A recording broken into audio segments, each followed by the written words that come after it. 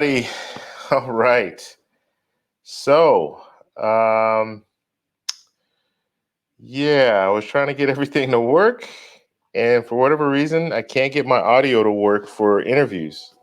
So, I don't know how to fix it at this point. And I spent the last, you guys know, I spent the last hour trying to figure out what was going on and how to fix it, and I wasn't able to do that. So, we're just going to go ahead and do a Q&A today, and I will have the guests on next week once I figure all this stuff out.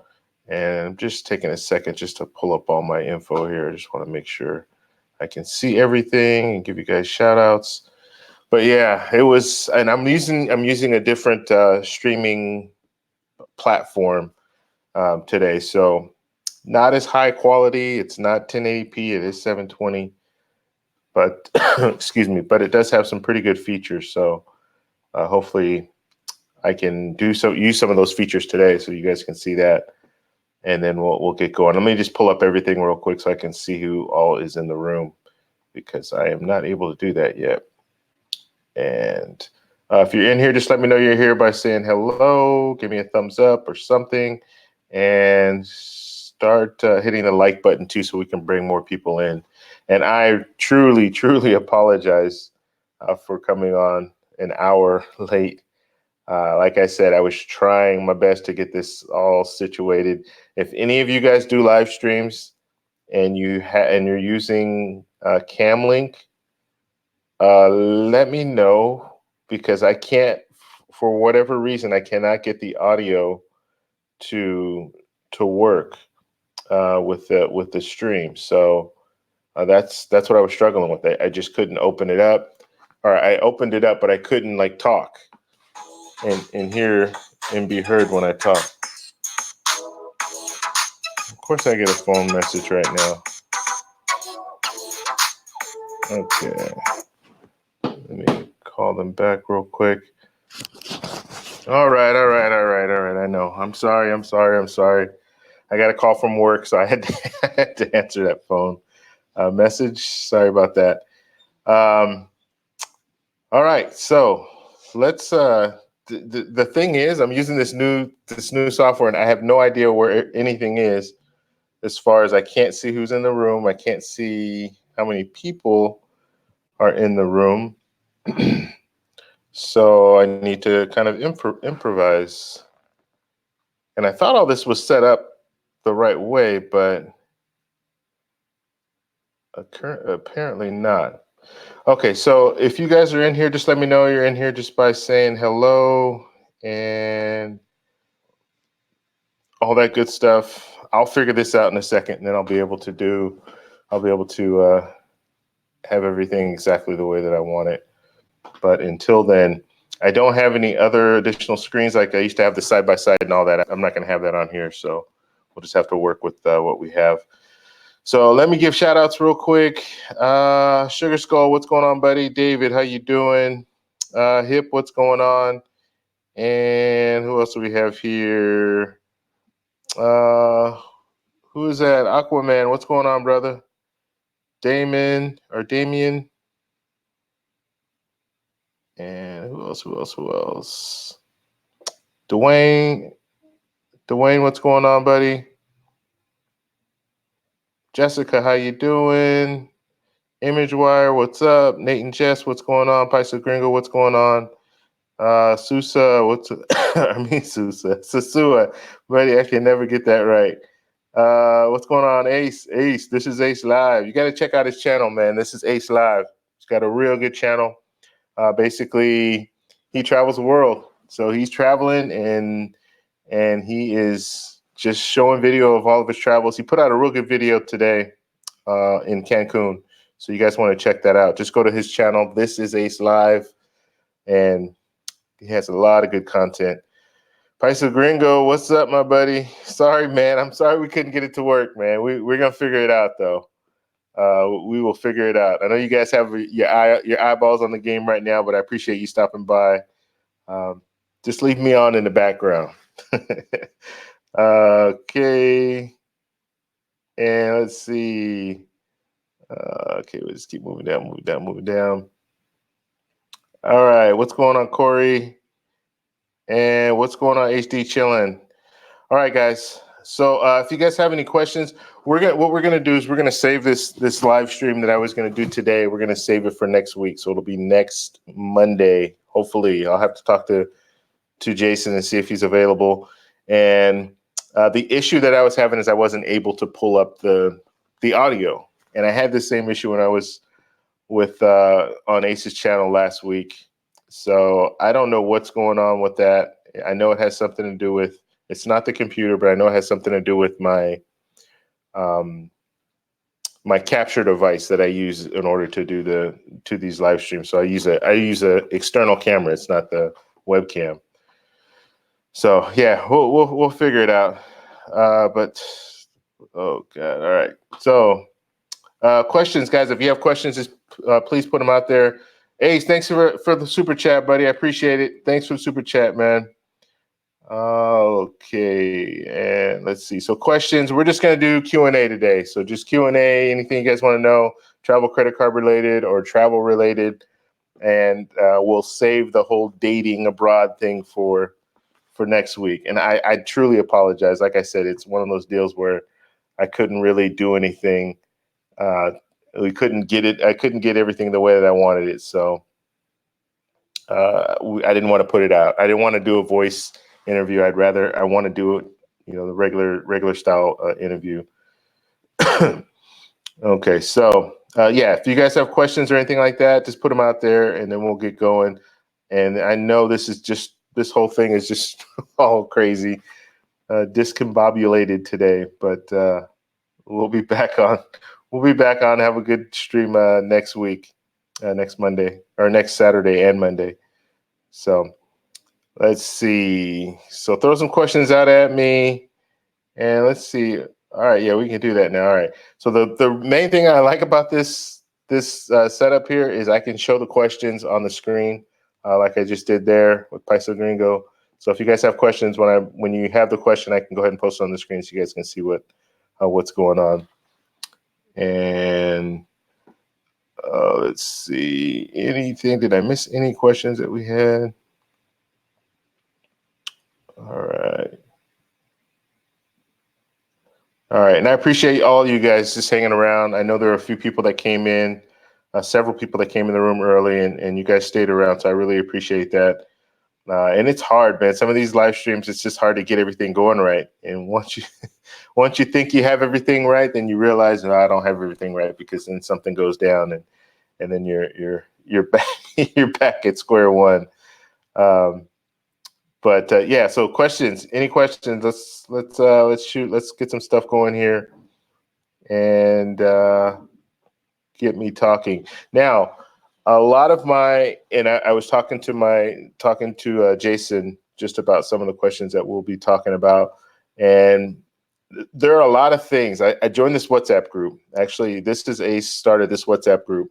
So this is Ace Live. He's in the room right now, and this WhatsApp group, I learned a lot just about dating in general. Okay, and I guess I'll talk a little bit about dating while I got you guys all here to want to talk about dating, so we're gonna talk about it a little bit. So I learned a lot just about dating because of this WhatsApp group, because there's so much knowledge in the group with people who have gone to other countries and dated people and met women in other countries. So it was one of those things where I've dated people in other countries, mainly Colombia, but I wasn't doing it as long as some of these guys. And so these guys have really good stories about how things kind of work. I mean, it's a whole different ballgame, and you don't want to get caught up in certain situations where, like, let's say you do the online thing. So that's probably the most common way to meet women in other countries, right? Online. And so you might get online and start talking with someone, and then a couple of weeks down the road, then they start having issues, medical problems, or parents or someone close to the family passed away, or there's no food in the fridge and all that. And then they start coming at you for money, basically. And usually it's not a lot. It's like $20, $30. And so some people might think, oh, that's not a lot of money. It's $20, $30. Yeah, I could do that. So you send them that 20 or $30. You Western Union them the money. Big mistake. Don't ever do that. Don't ever pay.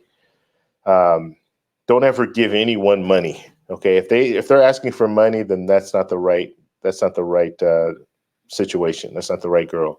So that's one thing you need to be aware of. And Paisa Gringo has so much knowledge when it comes to this. So when he does get on, he'll be able to really show you guys and tell you guys what's going on when it comes to that, because it happens. There's some women, that's all they do.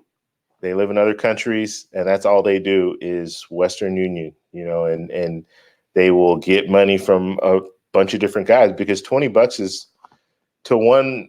You might think, oh, $20 is not a lot, but if she's got 5 or 6 guys in there all giving her $20 once a week or what have you, well, she's doing all right. It's like a full-time job for her. So it's one of those things you really have to pay attention to and watch out for. And there's some signs, like even online. I see them now where I didn't see them before, but there are signs where you get on these websites, these dating websites, and look at profiles, and there's information in there that you can pull from that.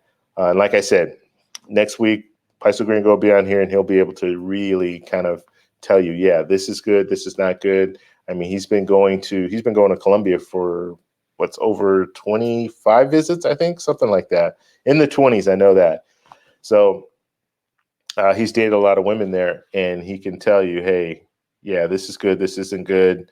And like I said, the vast majority of the way that we meet people in other countries is through these apps, Tinder and Colombian Cupid, or they have a Cupid pretty much for every major country.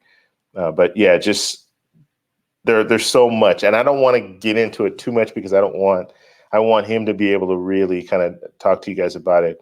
And maybe this is kind of good that we didn't get it to work today, because I can kind of get you guys thinking, yeah, okay, this is something more than just dating abroad. It's not as easy as you think. Let's just put it that way. So it's not just a matter of getting online and meeting someone and then going over there and everything works out peachy.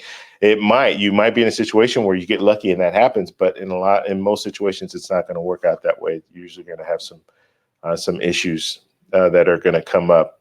It might not be it's not going to be with all the girls, but you will have some issues with some girls, and you just need to be prepared, because you don't want to be that person that starts sending money out and then realize later, like, wow, I really messed up. And it's not normal. Well, let me just put it this way. It is normal for women to ask you for money, but from other countries, but you shouldn't be partaking in that, because that's not going to go anywhere. Let's just put it that way. Okay. Let's see. All right, guys, questions. And one more thing. Yeah, and this is MBO. Yeah, he's like, I didn't know you're a dating coach. I'm not. And I should have prefaced that. I'm not a dating coach. All I'm telling you about are my experiences. So if I do go to another country, I want to share my experiences with you guys, because you don't want to be in that situation where you get into a deal where it just doesn't go right, and $10,000 later or what have you, money, you spent some money and you're like, wow, why did I do that? Well, it does happen. So you don't want to be a victim of that. Let's see. I need to get this open the way so I can see everything, because I can't see everything here. It's driving me nuts.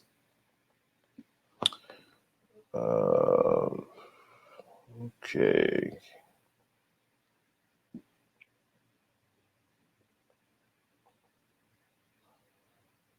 All right. So I get this new platform and I don't like the way it's going. So if you guys are in the room right now, please hit the like button, and that way we can get more people in here. And I'll just have to go with it the way it looks here, because this is the only thing that I can see. All right. Nika, what's going on? You gotta pay the cost to be the boss. All right. All right. Let's see here. Yeah. Okay. All right. You guys have any questions? Shoot some questions out at me so we can do some little back and forth. I know everybody's watching the game. I'm actually missing the game. I can't have it on right now because it'll flicker and it'll look all crazy. Reckless Rican, what's going on, buddy? What do you guys think about that American Express? Let's talk about that. I know there's a few people who posted comments about the American Express Gold Card. I just put out a video yesterday, I believe, where I was comparing the two. Chase Sapphire Reserve, I know, is a better card, but I compared it with the American Express Gold. And I think there's some really good comparison. I mean, I think you can compare the two cards because they offer some similar benefits. Although the Chase Sapphire Reserve does have more benefits. Obviously, it's a top tier card. It does give you the priority pass and stuff like that. But it isn't, how can I say that? It's not, I like that American Express Gold. I really do. For earn possibility, it's a good card to keep for a long period of time. So that was the reason that I put that video out. I just kind of wanted to compare the two and just kind of talk about some of the pros and cons. But I definitely think it's a great card, the American Express Gold. All right, and Damien's saying, "What did I get into?" All right, buddy, what questions do you have, man? Shoot me a question. But we generally on this channel, just so you guys know, we talk a lot about travel credit cards. Okay, so that's on Saturday, and then on Monday, I'm trying to do something different, and that's what we were going to try to do today. But I want to wait until next week because I want to have more for you guys. I want to have it an actual show, not just me kind of talking just a little bit and then go next week and then have someone else saying some of the same things that I've said. Plus, I want to leave it to the expert. Paisa Gringo's an expert. He's been around the block and he has a lot of information when it comes to dating abroad. Have any of you guys in the room, just let me know. I know Paisa Gringo's in here, but anybody in here, have you guys dated someone in another country? Have you met online and then dated them? Do you have any stories that you want to share? We can talk about that, I guess. That would be a good topic. Okay. Let's see. So, Damien, what's your favorite city in Colombia to visit and why? Good question. So, try that. So, favorite city would be Medellin. So I've visited 4 cities in Colombia. I've gone to Bogota, I've gone to Medellin, I've gone to Barranquilla, and I visited what's the last one? Cartagena.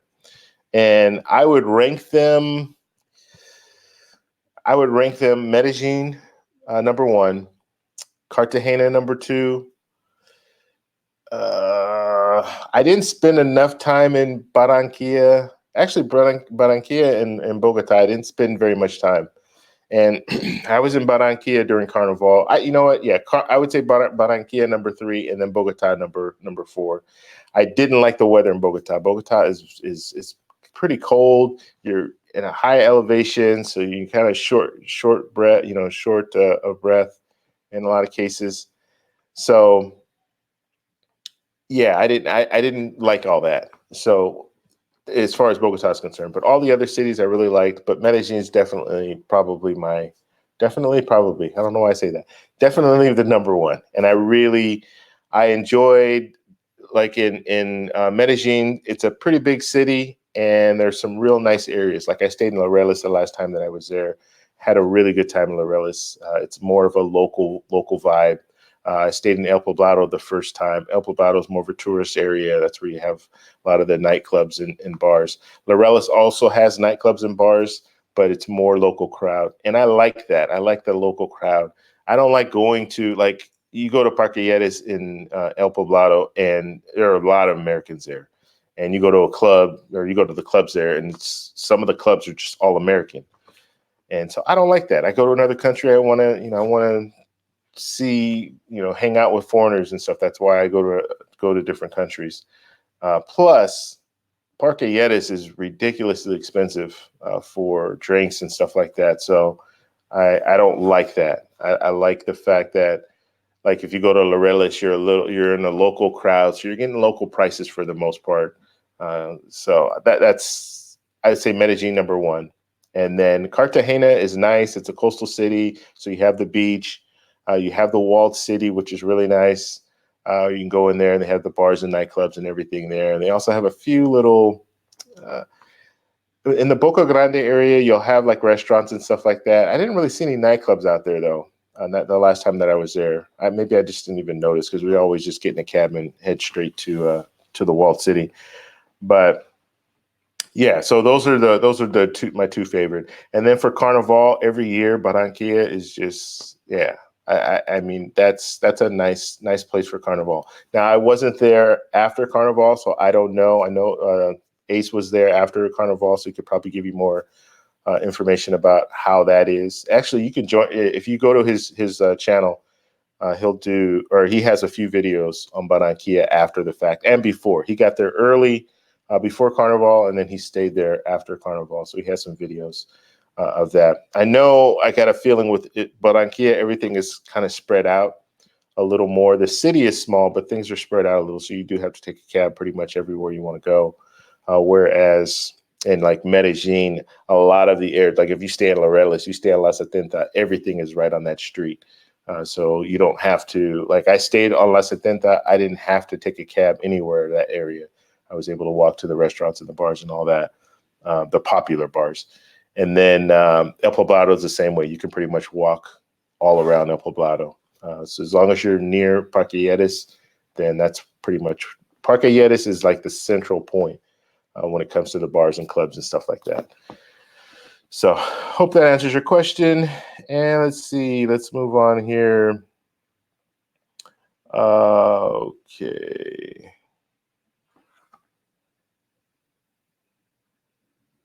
All right.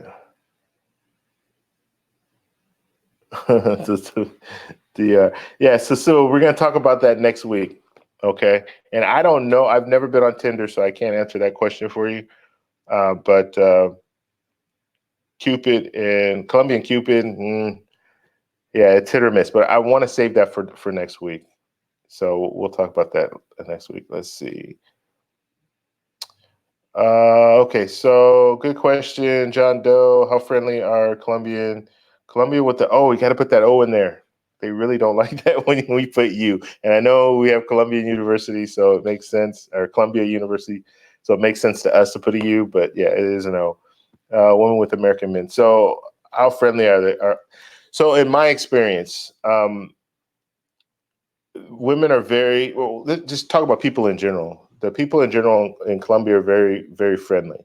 In a sense, they're very friendly and they're very helpful. So they'll help you. And I find myself, and I started doing this just, especially when I was in Barranquilla, you just can go up to women and talk to them. They're not gonna like be standoffish. They'll talk with you, especially if you have like a question or if you're trying to get somewhere. They'll even walk you to a certain area if you need to walk to a certain area. It's funny, when I was when we were at Carnival and we all met up. So we all belong to this like WhatsApp group, me and Sasua, Dominican Republic, Paiso Gringo. There's a few other guys that were in here. We all belong to this WhatsApp group. But anyway, there was about 8 of us in this WhatsApp group and at Carnival. And so we were going to meet up at they had this block party. And so Ace called and told, hey, if you go around the back, because there's a big line in the front, but he said, hey, if you go around the back, you guys can get in. There's no line, like you could just walk right up and go in.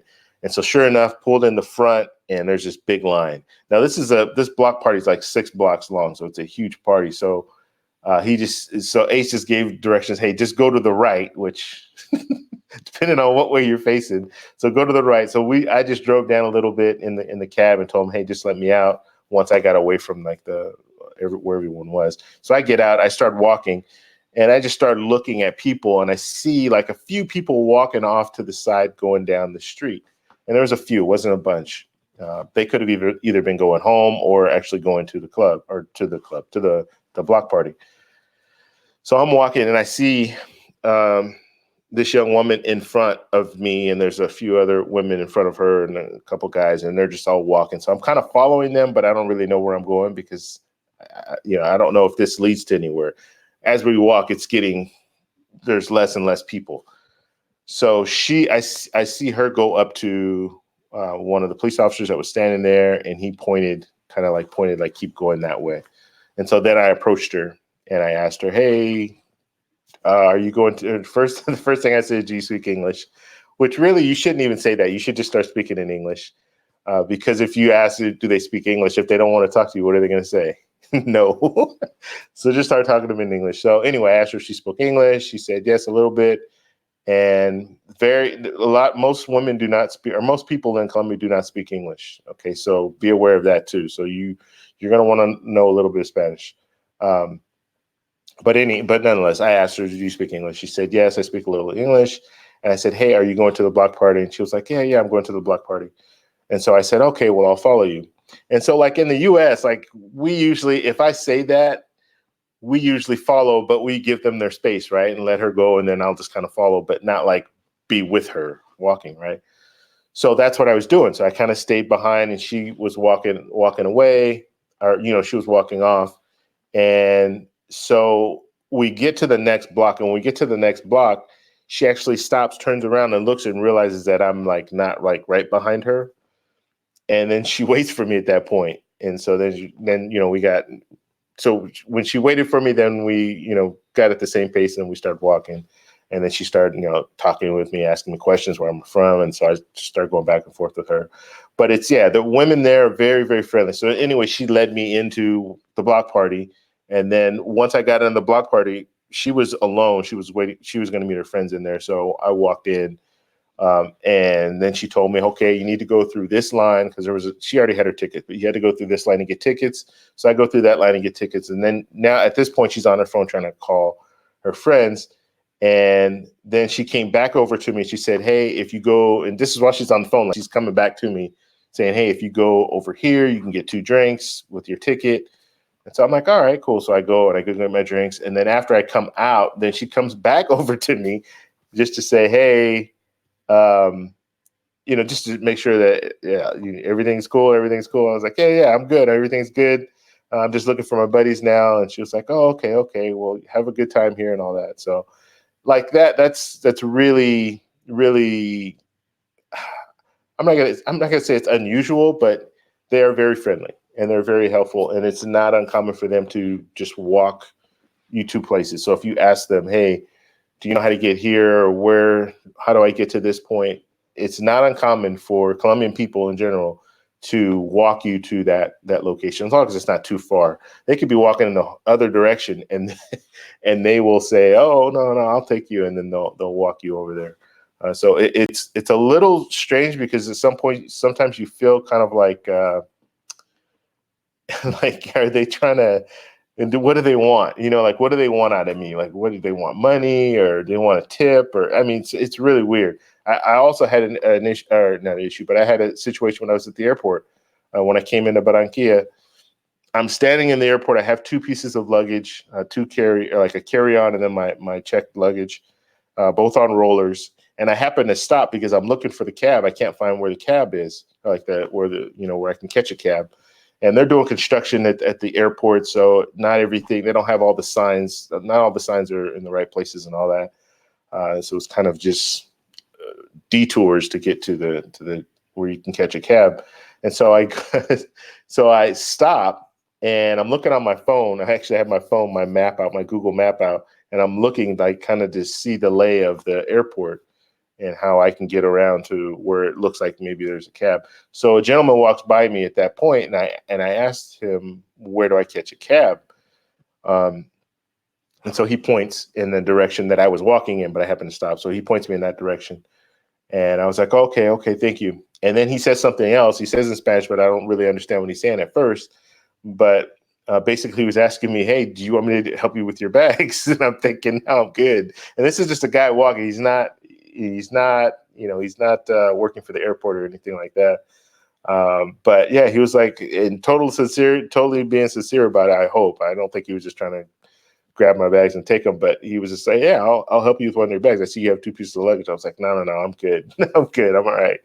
But just things like that. You see different things like that in Colombia, where you might not see that in other places. Okay. Let's see. All right. So Rolo, I dated a girl in India. Cool. Well, how was that experience? 4 years. Wait, let's see. I know her now for 4 years. Okay, cool. So how did that work out? Obviously, I mean, you guys aren't together anymore, but was it like a long distance relationship? Like what transpired with that? Nate and Jess. Yeah, everyone on YouTube is talking about how the rose gold. Let's see what we're talking about here. So yeah, everybody on YouTube is talking about how the rose gold is back. I'm still wondering. I'm working on Chase. I don't have any Amex yet. Yeah, same with me, Nate. I don't have any Amex cards yet, and I've already worked on my Chase. Like Chase is already done with me. Like I don't need to get any other Chase cards, with the exception of. Nah, I think I'm done now. I mean, I can get like the Chase Freedom card. That's the only card that's kind of outstanding that I might want to get. But other than that, I'm ready for jumping into another ecosystem. So I might do American Express pretty soon. Okay. And so Tammy said he hates the weather in Bogota. Yeah, the weather in Bogota is just. I was only there 2 days, so I can't. I can't. There's a guy Brian that goes there all the time. He's in our WhatsApp group, and he really loves Bogota. I'm just not. The 2 days that I was there, it didn't vibe right with me. I didn't like it. But I'm gonna give it another chance. But yeah, it's just the weather. I don't like that cold weather. I like Medellin. Another thing that's great about Medellin is it's pretty much a year round. It's like 75, 80 degrees. So it's not too hot where you need an AC, and it's not too cold where you need like a heater. Like it's just right in the middle. So it's perfect weather, and that's all year round. Let's go Warriors! All right, Nika and Edmonton. Yeah, ridiculously expensive in Parque Yetis. It is. I mean, some of the clubs that I went to, the drinks were, man, they were like $7, $8 for a drink, and that's U.S. prices. That's even more than U.S. prices in some cases. So yeah, they really hike those prices up for the tourists that are out there. Yeah. Let's see. Okay. Let's go ahead and move on down here. If you guys have any questions specifically for me, just put at TEC, or let's see.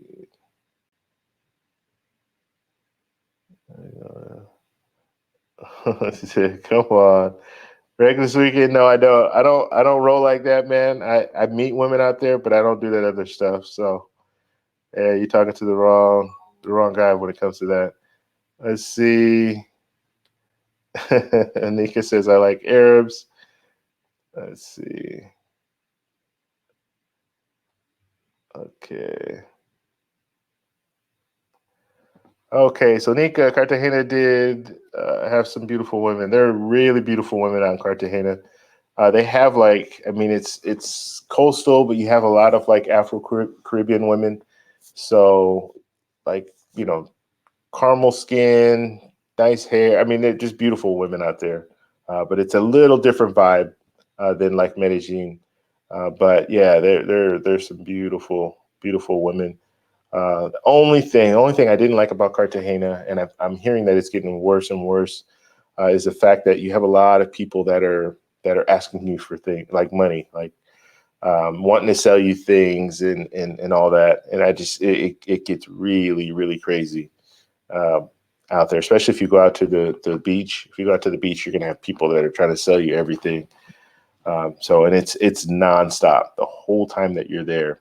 So that does get a little annoying And I know we've all been in that situation. You go to any tourist area, and usually you're going to have people that are trying to sell you things, but it's just like really overboard in Cartagena. So just be aware of that. Even when I was in Medellin, this last time I noticed it a lot more when I was in Laureles.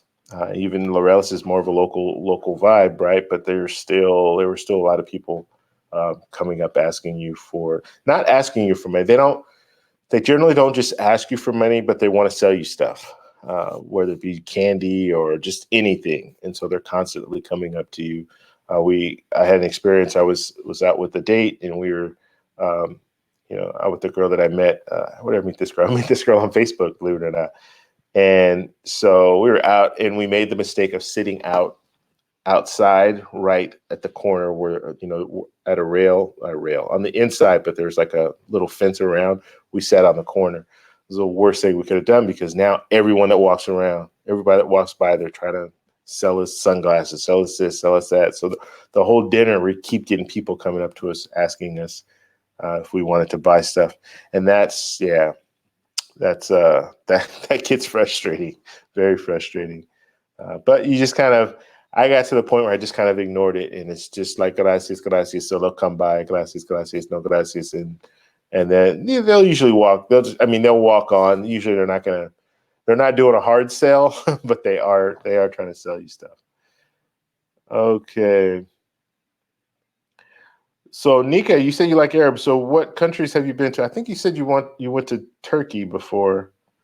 And do you do any online dating like that, where you meet guys online and then go out? I don't know. I'm just asking.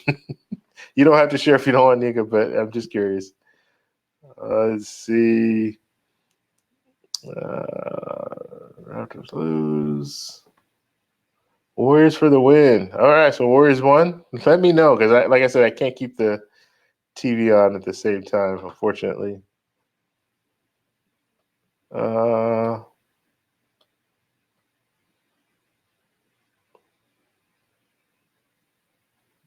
Okay, so Tamian said, I guess you're talking about just the way people are. That is unusual to U.S. and American culture.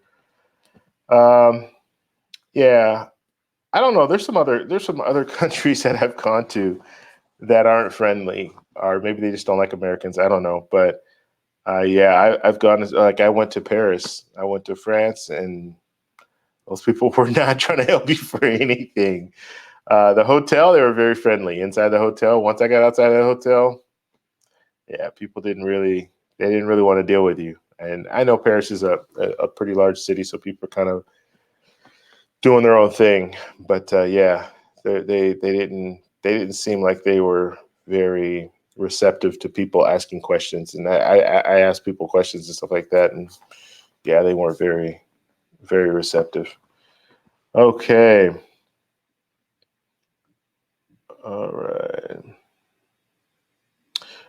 What's going on, Brown Best? Let's see.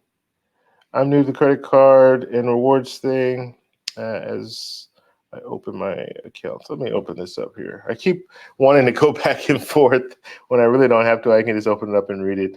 I'm new to the credit card and rewards thing. As I open the new card accounts, am I able to close old cards? And will that negatively affect my credit score?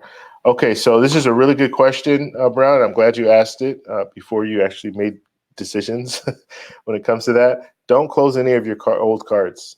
Don't do that. If you can keep them open, keep them open. And the main reason for that is you have to look at it like this. Let's say you have 5 cards, right? And you have a $10,000 limit on all 5 of those cards. So now you have $50,000 in available credit, right?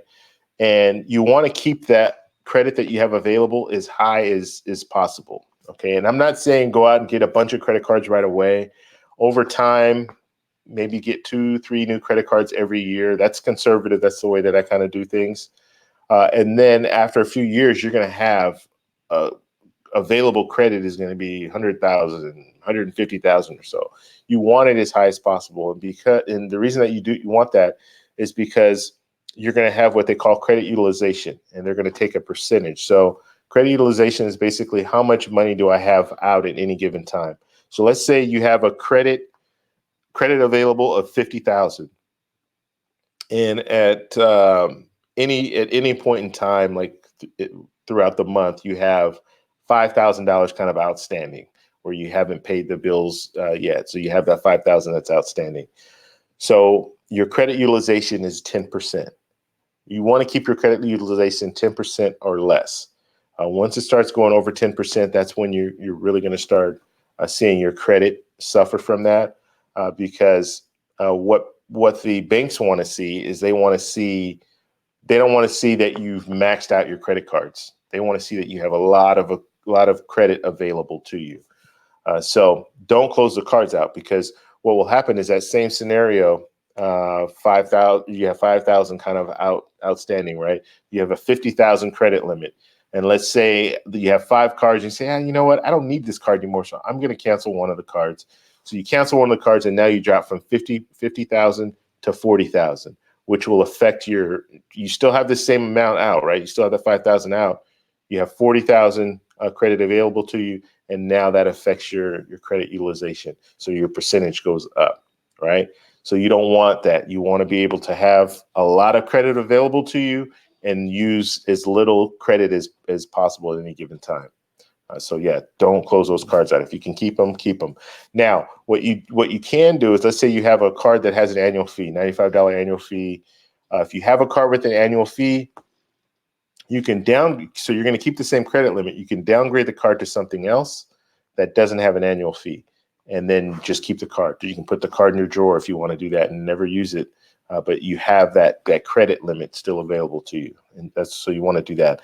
Also, when you get cards, let's say it's the first card that you ever got when you were in college or whatever, you were able to get that card. So it's the first card that you got.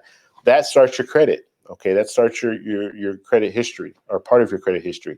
So you want to have a credit card that you've had for years and years and years. The longer you've had that credit card, the more trustworthy you are, as well as your credit will reflect that. So if you've had a card open for 24 years, your credit is going to reflect the fact that you've had a credit card for 24 years.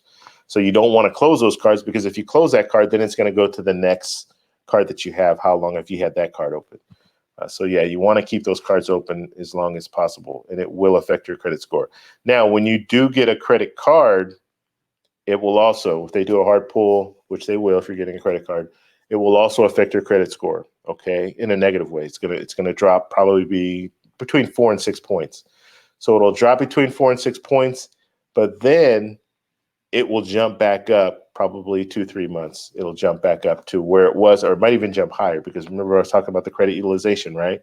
So if you keep it around that 10%, like the 5,000, you have 50,000 available to you, and then you get an additional card. So now you have 6 cards, and you get another $10,000 or $10,000 credit limit on that card. So now you've gone up to $60,000.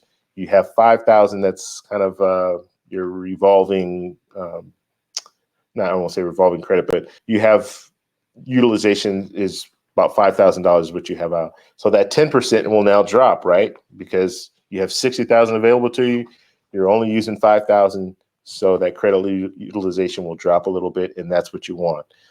As well as, so like I said, your credit will take a little ding, but when it goes back up in 2 to 3 months, it's probably going to go up higher than it was before, because now it's going to see, oh yeah, he has more credit available and he's not using as much credit. His credit utilization has gone down. Credit utilization, 35% of your FICO score. So it's the largest little group, 35% for credit utilization, 30% for like late payments, things like that. So if you do a late payment, 30% of that is, your credit will drop as a result of that. Okay. All right. Andre and Andrea, what's going on? And I don't even know how to post links. I'm using this new. I want to post a link. See if you can put a link out there, Andre, and I will. And I'll go ahead and accept it. But I'm using new software today, and I really don't know how to work a lot of the stuff that's on here. But anyway, let me pull up them. So let me talk a little bit about Andre and Andrea. So they have a channel, a YouTube channel, just started like a month and a half ago. It's called Love Crossing Borders.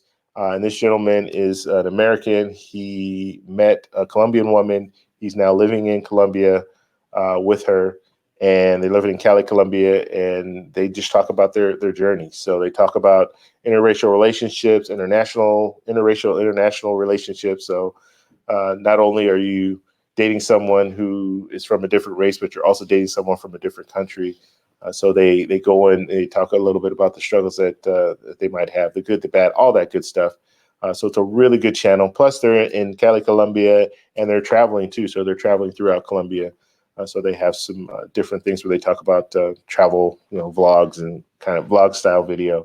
But really good channel. You guys need to check them out. And like I said, Andre, just post a link and then I'll open it up because I don't even know how to post links on this new thing. I guess I can just put it in the chat. It probably should work. Okay. Okay. So and David's saying, yeah, you don't want to close any accounts. Yeah, you want to keep them open. If you can keep them open, then keep them open. But if you are stuck in a situation where there's an annual fee every year and you're not using the card anymore, well then, and you can't downgrade it for whatever reason, in most cases you can downgrade your cards. But if you are in that kind of a situation, then it's something that it irks me to say because I never want anyone to have to close a card and lose that credit. But there are some situations that it might make sense. Let's see. I was selling your stuff all over. Looking for. Okay, what's this question? What areas are good in Cartagena to meet down to earth women? So I would say when it comes to Cartagena, I've only been there. I've been there twice. It's kind of okay. So just like in the U.S., clubs are probably not the best place to meet women. I think in the Boca Grande area where we stayed in Boca Grande, they have some malls there. You can meet people in the mall, meet women in the mall. Those are probably the best spots. Or going out on the beach. The beach is like right there. Boca Grande, the beach is right there. You can meet people on the beach. I didn't really go to any local spots, like local where the locals live. I mean, we drove through, and from what the areas that we drove through are not areas that I would have gotten out and just walked around. So, yeah, I would stay in the Boca Grande area. And the crazy thing about it is, like, if you go to you can meet women everywhere, but you can go to like stores and stuff and just chat up these women, and there's some beautiful women that work in just like regular stores. Like Éxito is like Walmart. You can meet women in there, believe it or not. But yeah, there are a lot of different places. I know, like in Medellin, you have more parks and stuff like that where you can meet women. I wouldn't really go to the walled city like to meet women because you have a lot of women that are like escorts and stuff there. As well as like if you go into the bars and the clubs and stuff, it's the same situation. So meeting women like in the walled city might be a little difficult unless you go to certain areas. Like they have in the walled city, they have like hostels, but obviously those are not going to be Colombian women. They're going to be women from all over the world. So you can go to the hostel areas. You have a lot of women there. We met a couple of American women there the last time that we took a trip. So just different things like that. Cartagena, like I said, the time that I spent there, we kind of we did the little excursions, did the little islands that they have. That's another good thing about Cartagena. They have islands you can go to. And those are like day trips. So we did stuff like that. They have a Chiva bus, that kind of party bus that rides around, and we did that. We met some women there, but they're not Colombian women. We met some women from Peru. So it's situations like that. You just kind of have to just get around the city, and you'll meet people. But like the malls are a really good place. Malls are still a big thing in Colombia, whereas like in the U.S., I don't know. I don't go to the malls in the U.S. I don't really shop. I don't even shop when I go. But the malls kind of in Colombia, especially like in Cartagena, the mall is like where you want to go because it has air conditioning. And not everywhere has air conditioning. And especially if you're in the Boca Grande area and you're out by the beach and it's really hot. They have a mall like at the Hyatt Regency right there, right on. You can see the beach from the. You can see the water from the like. You can go up to the food court, have a balcony on the food court, and you can just watch the waves come in while you eat your little fast food. So, but they have that AC, and a lot of people want to have that AC. So you'll have a lot of people just in there, kind of walking around and stuff like that. So certain days, yeah, that it's a good time to meet. There are other areas like in Medellin. I know they have. I didn't see this in Cartagena. I'm sure they have it somewhere, but they have different like activities going on where they'll have like workout, exercise. Like Sunday and Thursday in Medellin is like those are the workout days, and especially Sunday. Sunday they will shut down parts of the city, like streets. They'll shut it down, and they'll have running, cycling, just anything you want to do as far as exercise. And then they'll have like in the central area in Colombia, they'll have like these like dance, kind of like I don't know what kind of dancing it is, to be honest. It's not salsa, it was something else, but they'll just have like people dancing, like exercise. And you'll have young people, old people, you have everyone there. Beautiful women there as well. We'll talk. Paisa Gringo actually took shot some video of that, so we'll talk about that next week. But yeah, I mean, there are a variety of places to meet women. But in Cartagena, I personally would hang out in the malls a little more, and maybe the malls are probably the best place that I've seen in Cartagena. If you guys have any other ideas, please put them out there. Okay, let's see.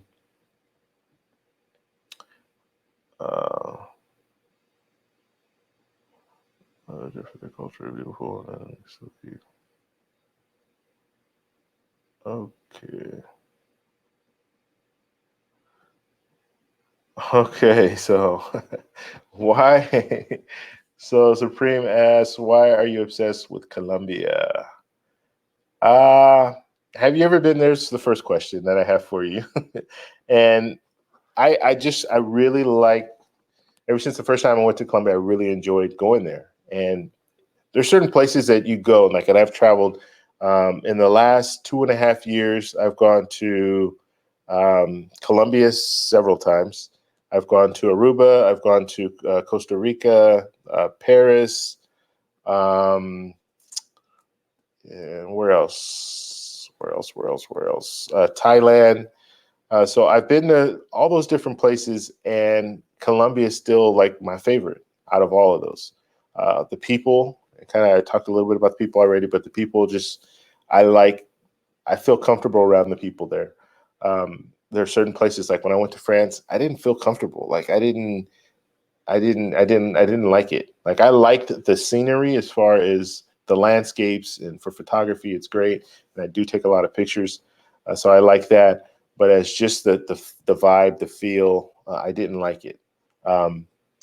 Costa Rica was okay, but as far as the scenery, again, was really nice. The people seemed to be pretty friendly, but I didn't like kind of the lay of the land, the way everything was kind of spread out. You don't really have like a central location. Like the good thing about what I see in Colombia, even in the small towns, everything is just like right there. So you'll have usually a church, and then you'll have everything around that area, and they'll have these big big open courtyard areas where people just hang out. And then you'll have the bars that will kind of surround that area. You'll have parks, like central parks, and that park is the centerpiece where people hang out as well. So you have these little hangout spots, and people do a lot of just hanging out. Like they'll just come out, and a lot of places in Colombia, you can just kind of order up alcohol and stuff like that, right? And you can just hang out at the park and drink and do what have you.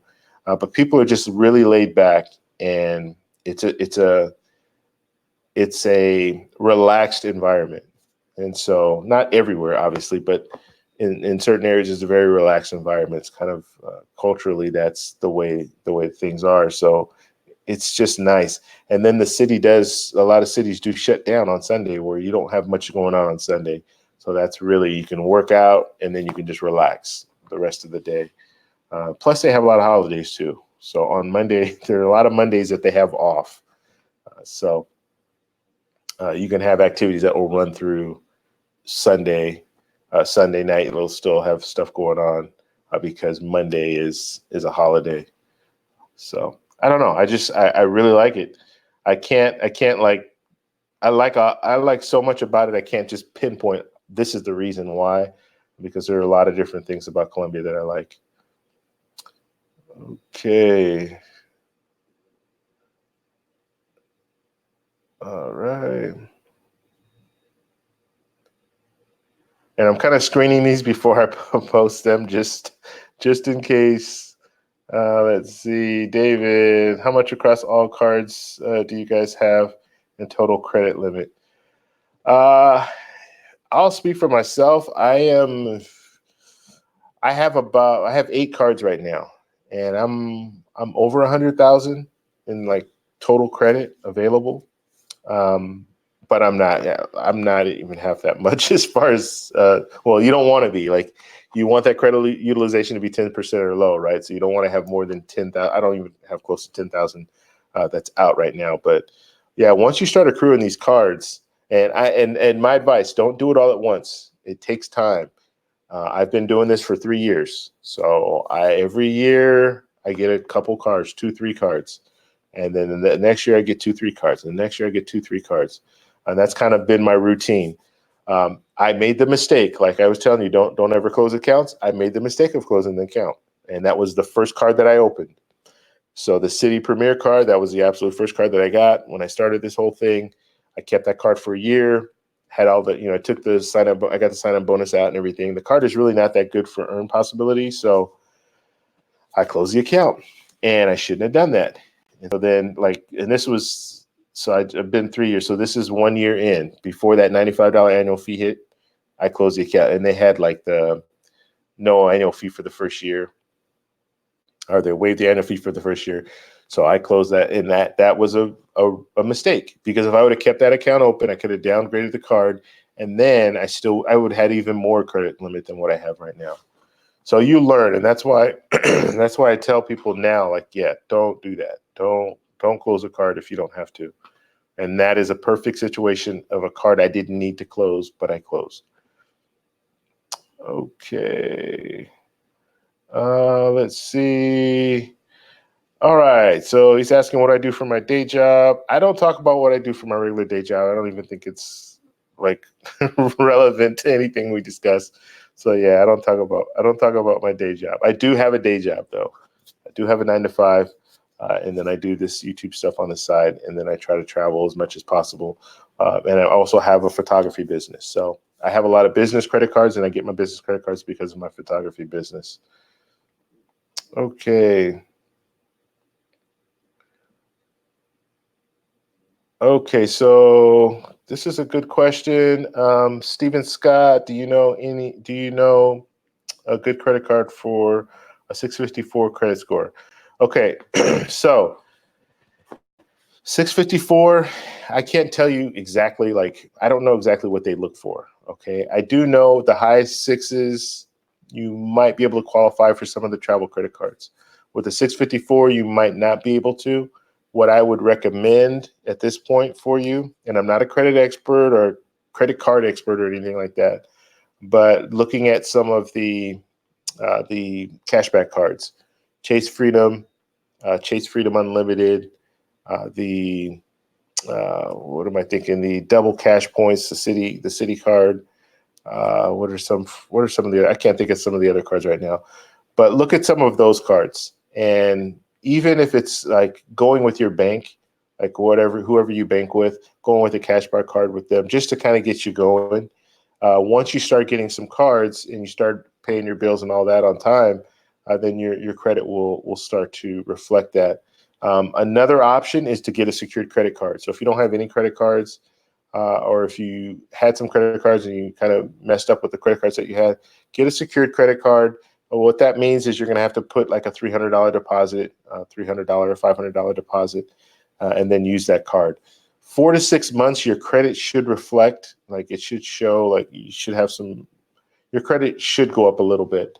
And then once it starts rising, then you can get into So my advice to you, if you don't want to go the cashback cards, then get that secured card first, 4 to 6 months. After that 6 month period, then start looking at maybe getting one of the credit, like the cashback cards. And then once you get a cashback card, then have that for maybe another 6 months.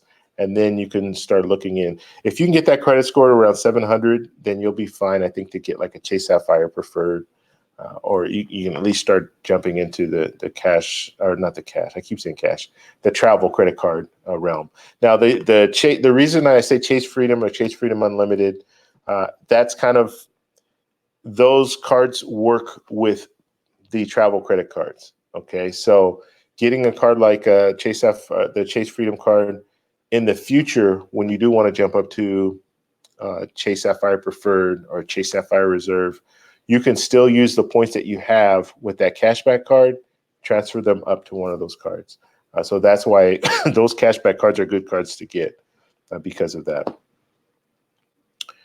All right. Yeah, but good question though. 654, and they're like I said, there are no guarantees. They take a lot of things under consideration, but you definitely want to try to start off. And if you have to get a secured card, get a secured card. And get your credit up a little bit, and make sure, I always recommend this too, make sure you pay off the credit cards, pay off the debt that you have, or at least get that debt under control before you get another credit card.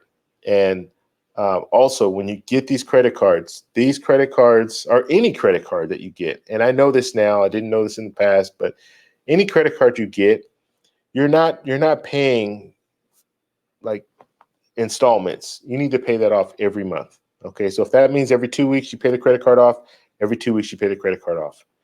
So you don't want to be in a situation where you don't pay it all off and you let it just balloon on you, and then you're paying all the interest. Especially the travel credit cards. These travel credit cards are designed to really get a lot of money from you if you don't pay them off, because the interest rate is really high. So you want to pay those off every month. And my routine, I get paid every 2 weeks. Every 2 weeks, I'm paying my credit cards off. That's what I do. So I use my credit cards for all of my spend. So anything all my spend except for mortgage and rent and car payments and stuff like that, I don't use it for stuff like that. But for everything else, I'm using my credit card. So I'm using it in place of my debit card. Not because I don't have money in the bank. I have the money in the bank, but I'm using it so I can earn points, and then every 2 weeks I pay it off. So that's the most important thing when you get these cards. The most important thing is you need to pay it off. The second most important thing is you need to hit that minimum spend and get the sign up bonus. All right. Okay. All right. And Steve Scott's asking, have you ever been to Africa? I have not. I do want to go to Africa. I just have not gone yet. That is on my list. I want to do the reason that I like Colombia so much, or I'm going to Colombia a lot more than just once a year, is because I want to have some type of business out there, whether it be rental property or something like that. So I'm really trying to find out where's the best place to do that. But I do at least once a year want to travel, or I do travel out, like overseas travel. So somewhere far away. And so Africa will be one of those trips. I went to Asia, went to Thailand last year. And so at some point we'll go to Africa. I definitely want to go there.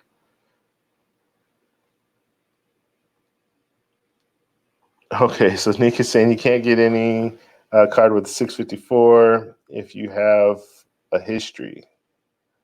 Okay, and so all you can do is try at this point. One other thing too that I'm starting to see now is I have the Experian credit check thing, whatever.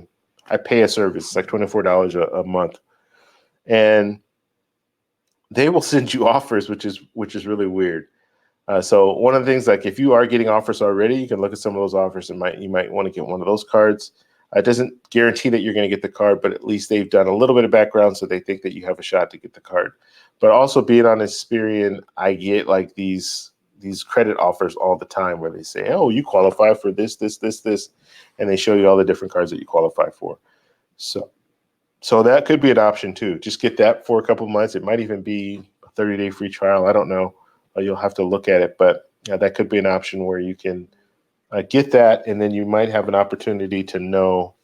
Let's see, drop my phone here. You might have an opportunity to know where you're at as far as what you can get. Okay.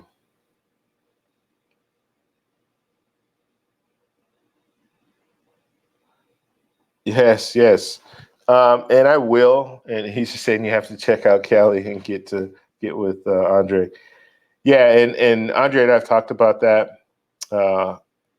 And when I get out there, I think we were going to plan a trip in August, but I think I'm not going to be going anymore. Jason's not going to be going. So I'm going to meet up with Jason in October. And at that point, I'll probably go stay in Medellin for a little bit and then go to Cali as well. So yeah, we'll definitely be there.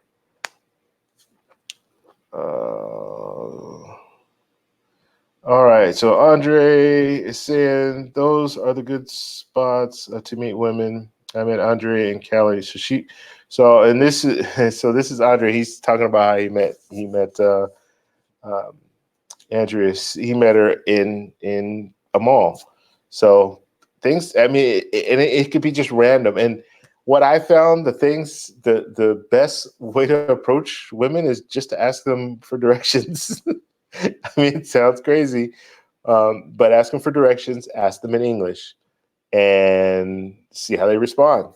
And some people, like, because English is not spoken that often in Colombia, if you're speaking English to them and they speak English, they want to talk to you because they can talk like it's like they can practice their English.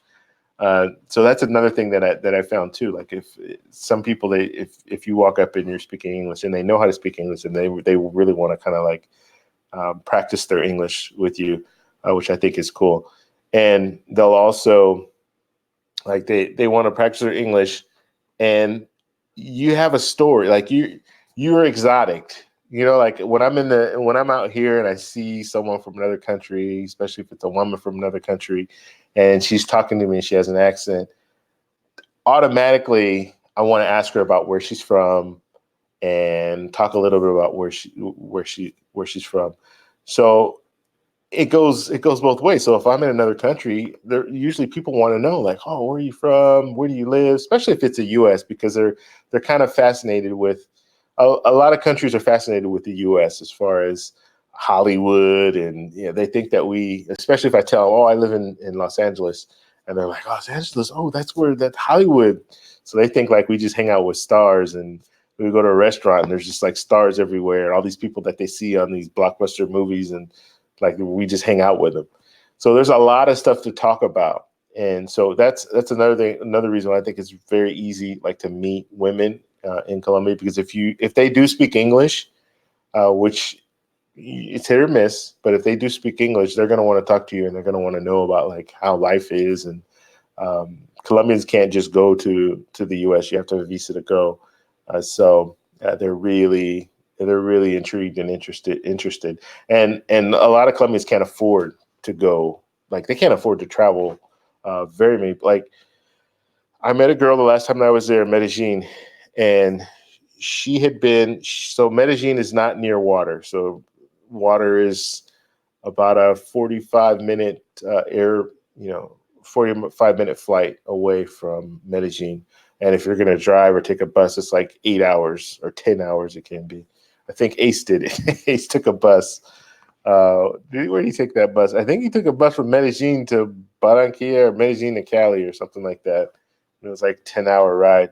But so to fly, it's and it's not expensive, but it's about 45 minutes. Some people can't afford that. You have to understand the minimum wage in Colombia is like $9 or $10 a day. So we're talking we're talking $300 a month. That's how much the average. Not, I won't say the average, but like the minimum wage. Like if you're making minimum wage, that's how much you're going to make in a month. So there was this girl that I met there and was hanging out with, and she told me, yeah, I've lived in Medellin my whole life, and she lived in a Strata 4 or Strata 2. So it's like they have these different stratas. So different. Uh, how can I explain it? God, I can't think of the correct term, but basically you have the rich people live in Strata 6. They live at that's El Poblado area. That's like where the highest income earners, they live in that area. And then you move down to Strata 5, so that's still nice area. So Laureles is that area. So you have El Poblado, you have Laureles. Laureles is like a Strata 5. And then it goes down Strata 4. It goes all the way down to Strata 1. So she lived in Strata 2, which is not very, I mean, it's a poor neighborhood.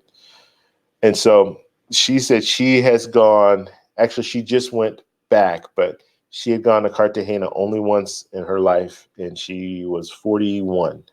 So she had gone only once in her life. She's only seen the beach once, basically. And that's because she just can't afford it. It's not something you can do every year, or like some people want to travel at least once a year. Like a lot of people in Colombia don't do that. So I'm saying that because they are interested in Americans. And so anytime you're talking to people, and if they can speak English, or if you speak some Spanish and you guys can communicate, they want to ask you about like America and stuff like that. So I guess I'm saying the dialogue can be really easy because they're going to have a lot of questions about where you're from and why you're in Colombia and all that stuff, right? Okay.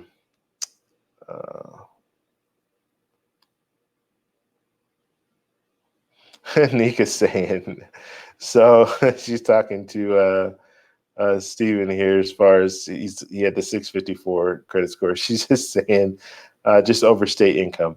I would not recommend that. You don't want to do anything that can hurt you in the future, because you don't want to get these credit cards and get the sign up bonus and have these points and then not be able to use them because they take the points away from you, and they can take the points at any time. So if you're doing something you shouldn't be doing, they can take those points. Okay. All right, guys. Yeah, and hit the like button. If you guys are in here, just hit the like button so we can get more people in. Thank you, Andre, for reminding me of that. You know, the weird thing is, like, now that I'm on this different little platform, which I am going to say right now, I'm not liking. The only thing I like is that I can pull up the questions. But other than that, I don't like it because everything is in different places and I can't see all of the stuff that I normally see. So yeah, that's bugging me. I can't see who's in the room, like how many people are in the room and all that. So I just feel like I'm doing this blindly.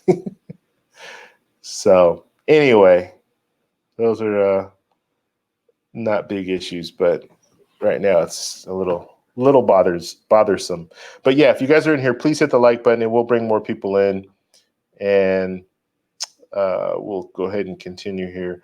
If you guys have other questions or anything like that, please put in the chat. Next week, next Monday, I will get everything going. So next Monday we'll do it on dating. We'll have a video on dating abroad. So dating women from other countries, meeting women from other countries, all that. Okay. Let's see. But if you already have cards. Okay, so Nika's saying, but if you already have cards with 5,000 limits, you should be fine. Okay. Yeah, and that's true. I mean, you do want to get some cards with a limit of 10,000 if you do want to jump up to like a Chase Sapphire Reserve. You want to have that credit limit at about 5,000 if possible. All right.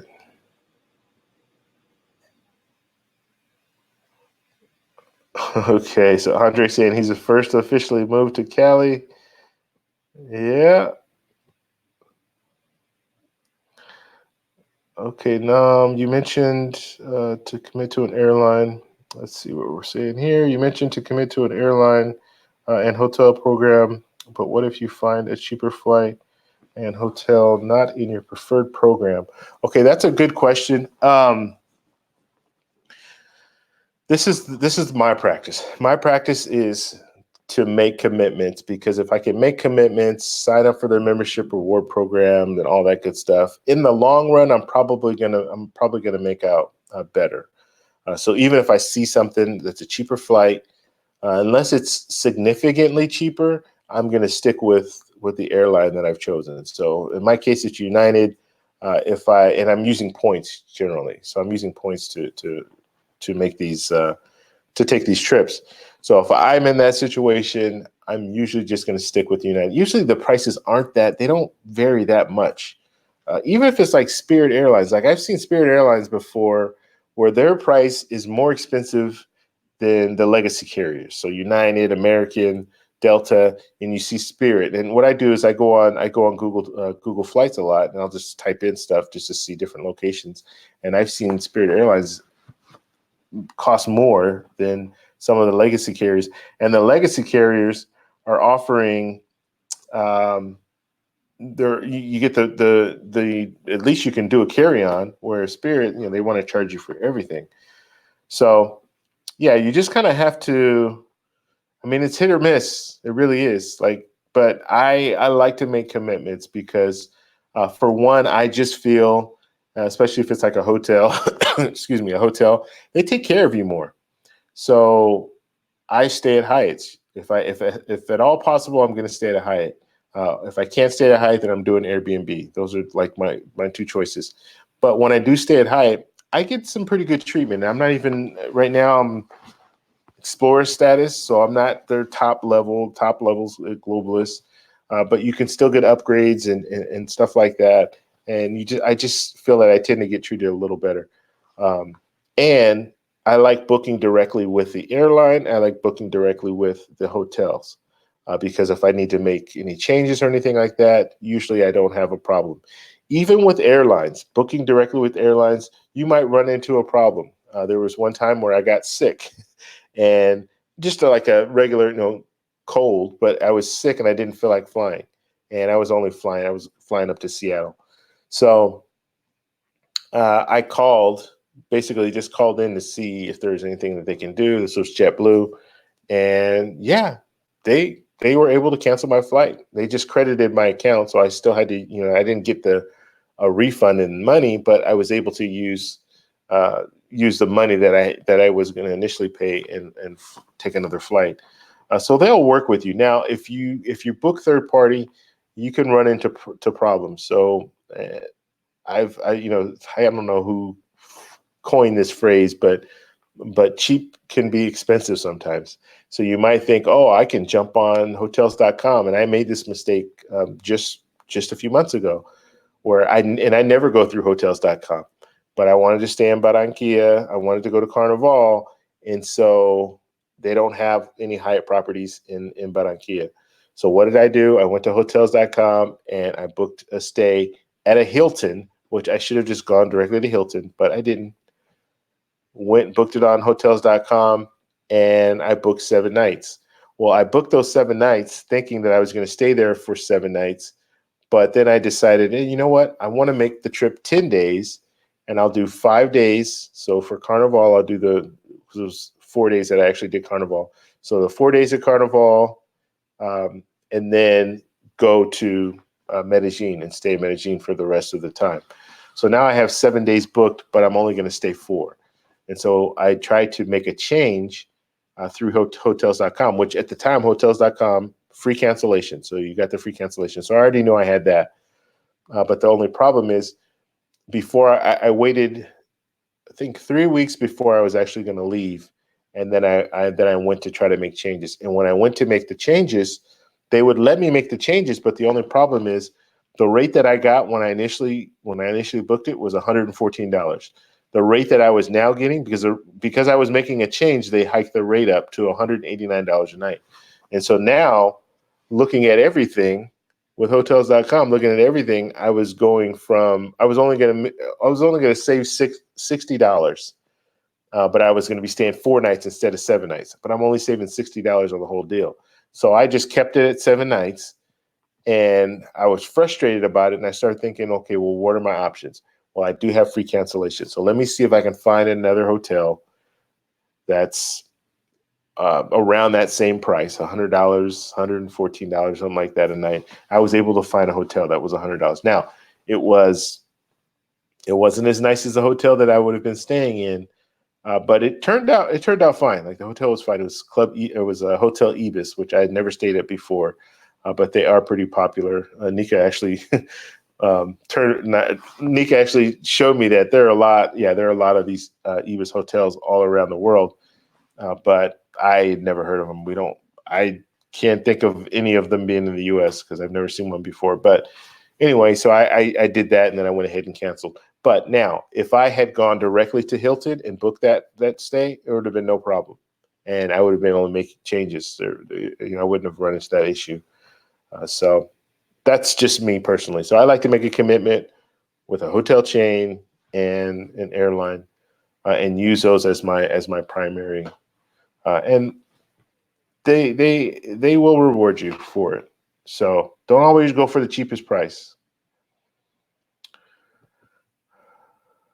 Okay.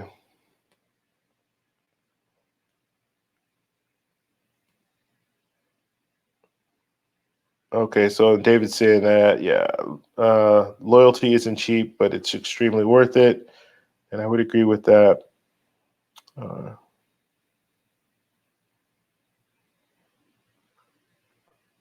okay.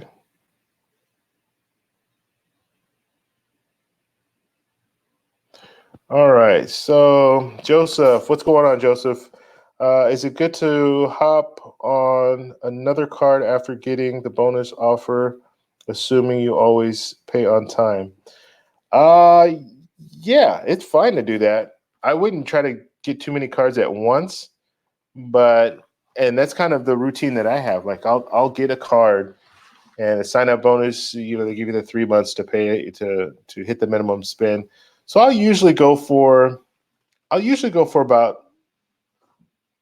I'll usually go for about 3 months, 2 to 3 months, and then if another card comes up that I really want to get, then I'll jump on that card, and I'll give you kind of my history from for this year. So this year I got the United card, so that was the card I got. I believe I got that late January, and I hit the minimum spend on that card. Now that minimum spend, I got the business card, so United Business Plus, United Explorer Business Plus, or something like that.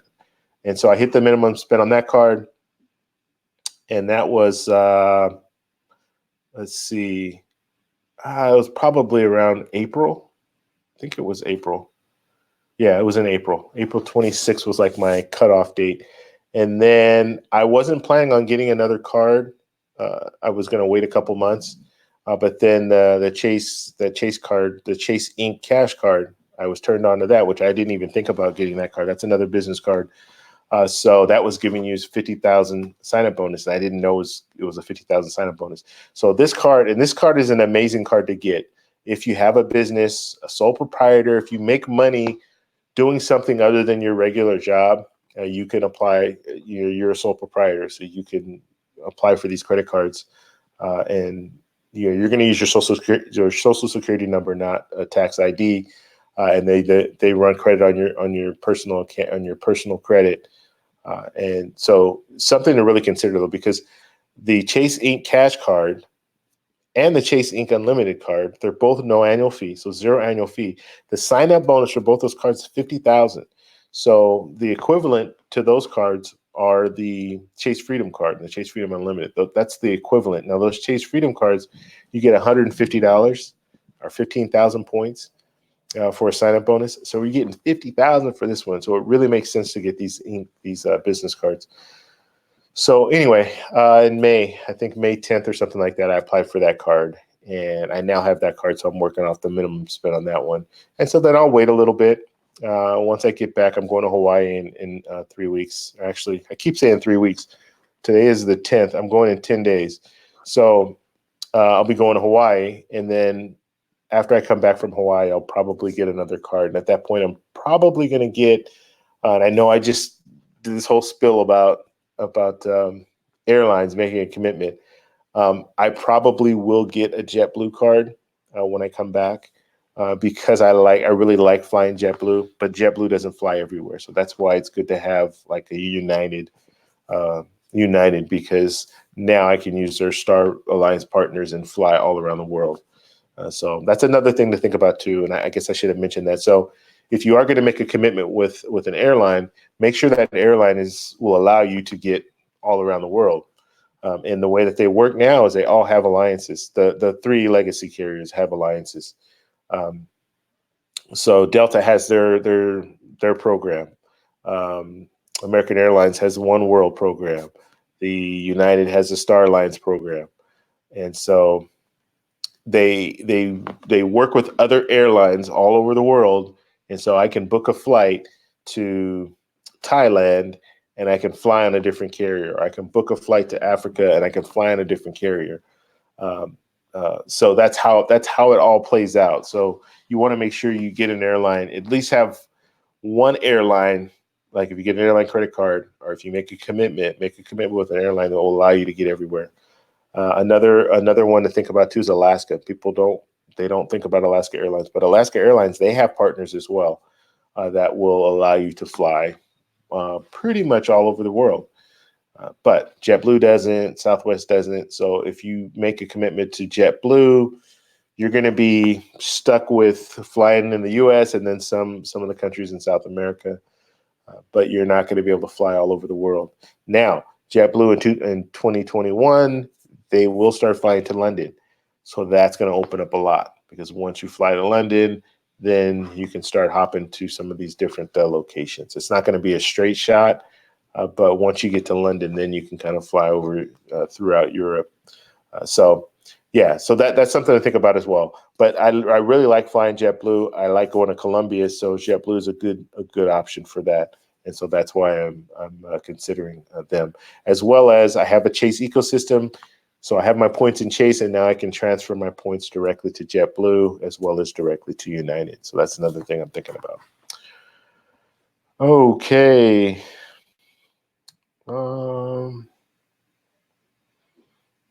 Let's see, but good question though. Okay, Nika, my Sapphire just got shut down on a fraud charge. Really? It was $1. It was only $1, but they are sending me a new card. That's crazy. $1. So they were doing a little test. That's what they were doing, testing to see if they were able to charge something, and then they were going to jump and if that went through, then they were going to jump and try to get a bunch of money out. One of the big perks of credit cards is, and I didn't know all this stuff before, and I kind of learned it. I actually had training on it at work, believe it or not, where they kind of talked to us about debit cards. So I always used my debit card in the past. Like prior to 3 years ago, I was always using my debit card. Anywhere I went, I was using my debit card. I never used cash unless I really had to. And so one thing you don't do, and I've said this in previous videos, but one thing that you don't do is anytime, like you go to a restaurant and you sit at the restaurant, you have your dinner, and then they hand you that little envelope thing where you can put your credit card in there, and then they'll take it off and then they'll charge it and then bring it back to you with the receipts and all that. You never want to use a debit card in that situation, because what they can do is they have that thing, they usually have their little apron on. They just put it in the apron and then they go. So and I'm not saying all waitresses or waiters do this. And obviously not all of them do this, but let's just say you run into the wrong waiter or waitress, and they take that and they have like a skimmer. They take that, skim it through this little skimmer, get all your information off that.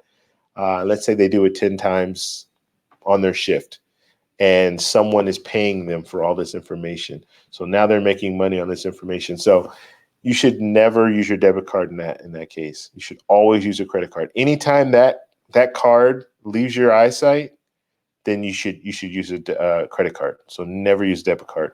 And now I don't use a debit card, period. So I use a credit card for all of my spend.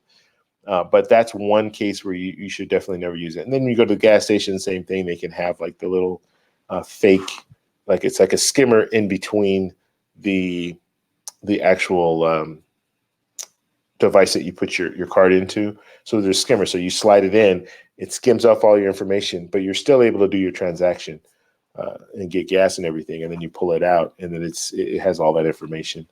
So things like that, always use a credit card. The benefit of that is if anything were to go down, just like Nico was talking about, they're going to take it. And the credit card companies are really, really good. Like they're very sophisticated. I think they're all banks, but they're on top of things. They're really on top of things. Where sometimes, like my bank, they're not on top of things all the time. And I've oh God, I'll tell this story later, but I had my credit card or my debit card shut down when I was in Vegas. And it was me that was calling in to try to like say, hey, what's going on? And they shut me down thinking I was fraudulent. But anyway, so yeah, when it comes to that, use your credit card. Anytime it leaves your site, use your credit card. And it's not tied to your bank account. So that's the big plus. And I've had two different cases. Actually, one was on a PayPal. So I had a PayPal card. One was on a PayPal card where they took $400 out of my PayPal.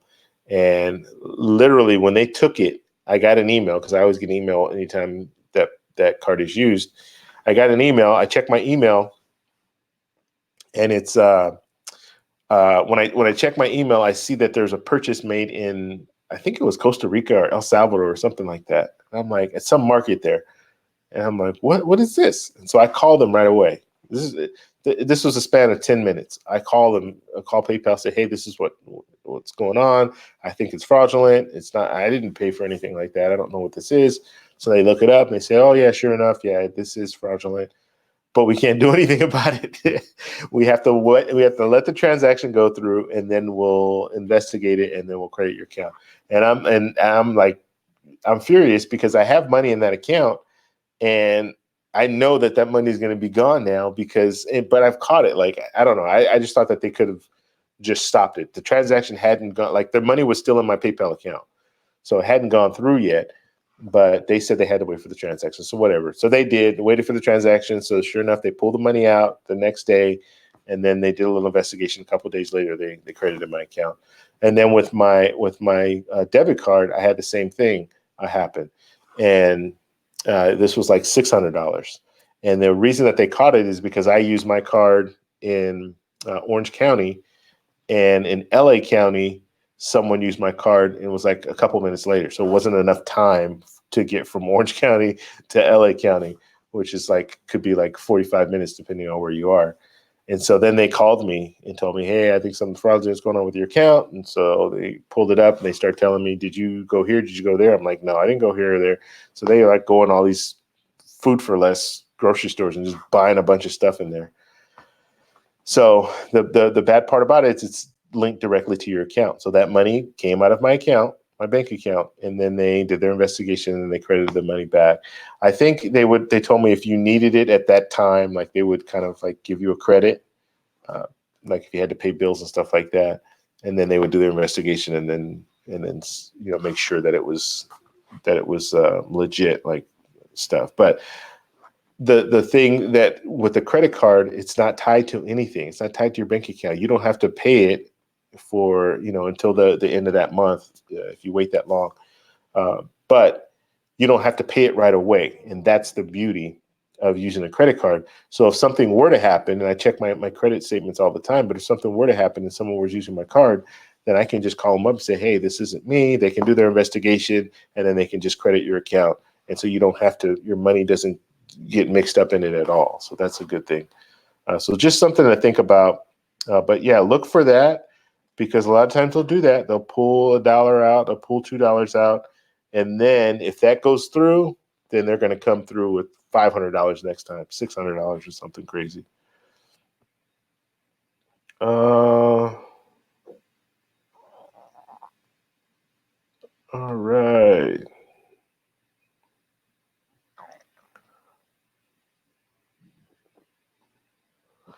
All right. So Andre saying October is my birthday. Come on to Cali. When is your birthday, Andre? Because I think Jason was talking about going October 2nd through the excuse me, October 2nd through the 13th or something like that. So let us know when your birthday is. We can hang out with the old man. I don't know what I'm saying. I'm old too, man. Not that old, but I'm old. All right, Mr. Alexander, what's going on, buddy? Hey, y'all, TC, Andre, uh, and Andre, two of my heroes in place. Love y'all's channel. How do you put the back on Andrea? Yeah, Andre's gonna have to answer that for you. Yeah, and Andre brings a good point here. So we're exotic to Colombians. So you have to think along those lines. Like when you go to Colombia or any country, but you're the exotic person there. Like you're the different person. So you're interesting to them. And so just striking up conversation with people, believe it or not, they're probably going to be fascinated just the fact that you come from a different country. So that's one of your strengths, right? You have that. You can you can you can sell that. All right, Caesar. Okay, and so I haven't been to Las Palmas. So this is Caesar here. What's going on, buddy? Don't forget Las Palmas. That's above El Poblado. I have not been there, and I want to get around more of Medellin, but I definitely will check that spot out. Let's see. And so let's see. So Andre's saying here, laugh out loud. I asked her for directions, then asked her what are some of the best places in Cali. We exchanged numbers, and she took me to a museum the next day. Cool. Learn more about Cali, and that's all it takes. I mean, just simple stuff like that. You can talk with meet up with or just meet a girl on the or go to a mall and meet a woman and talk to her and strike up a conversation, maybe sit down, have coffee. Like I said, they're going to be intrigued. They're going to want to know kind of like about how it is in to live. So if you stop and you start talking to a woman and she's talking for any period of time, like 5 minutes, she's probably interested. Like most people won't talk that long. Usually it's kind of like, especially if you're asking for directions, they're going to be like, oh, okay. And then they're going to kind of move on. They're going to be strictly business. Like, oh, okay, you need to go here, here, and here. But if they do any small talk, then you have an in. And at that point, hey, let's sit down and have coffee, especially if you're at a mall, you're kind of in that setting anyway. Or sit down for a meal if you want to do that. And given out like WhatsApp is a real big thing in Colombia. Actually, in a lot of foreign countries, WhatsApp is like huge. It's not really big out in the U.S. But WhatsApp, like everybody's all about WhatsApp, and so so you can, hey, what's your WhatsApp? Oh, and then you get their WhatsApp, and then you can conversate with them after that. If they know that you're obviously they know you're here visiting. So the easiest conversation to strike up is, hey, I wanted to go here, I want to go there, or where should I go? And then they'll start telling you. And Colombians are very they have a lot of pride in their country. Okay, so they're going to want to show you the good parts and all that stuff. They're really going to be about that, and really excited about it because of the fact that you're coming, especially you're coming from America. Like the a lot of people see America as like, wow, this great place. And so you're coming from there and you're going to Colombia. And so they're going to want to show you what they have to offer. Just like if I had friends coming to the US and they're coming from another country, if they're coming from Colombia, I'm going to want to show them like, oh, you want to go here, here, and here and all this. And so they want you to experience Colombia. So they're going to be pretty excited about it. But an easy conversation to have is like, hey, where are the places to go? And then once they say, oh, yeah, you should go here, you should go there. It's like, oh, why don't you take me there? And then you can kind of work it that way. And they will do it too. They'll be open to, yeah, well, let's go. We'll go here. We'll go there. I'll show you this. I'll show you that. And some, yeah, but some women will obviously if you're taking them different places, and stuff like that, you just want to be, like I said, you want to be careful, and you want to make sure like they're not just out for money. And usually, if they are just out for money, they're going to let you know kind of pretty quickly. Like you're gonna get the oh, my daughter's birthday is this weekend, and I just lost my job, and that's gonna be all in that first conversation, right? Because she's gonna want to know, like, hey, am I gonna be able to get some money from this guy or whatever? But other than that, like I mean, and that's the kind of stuff you want to avoid. But most women that you run into, like if you're meeting a woman, stuff like that, you're probably not going to run into that. If anything, it's just kind of like in the U.S. where you take them out for dinner or something like that, and a lot of women they'll enjoy that because you have to understand some like the one of the women that I went out in Colombia in Medellin, she came from a very poor community. She didn't get to come out to Laureles. Laureles is like that's like me going. I live in Los Angeles, going to Beverly Hills to have dinner. Like I've never done that. I've never done that. So that's kind of so for her, not only is she going to hang out with me, but she gets to come out to a nice area and enjoy a nice meal and stuff like that. So that's other things you think about as well. All right, let's see.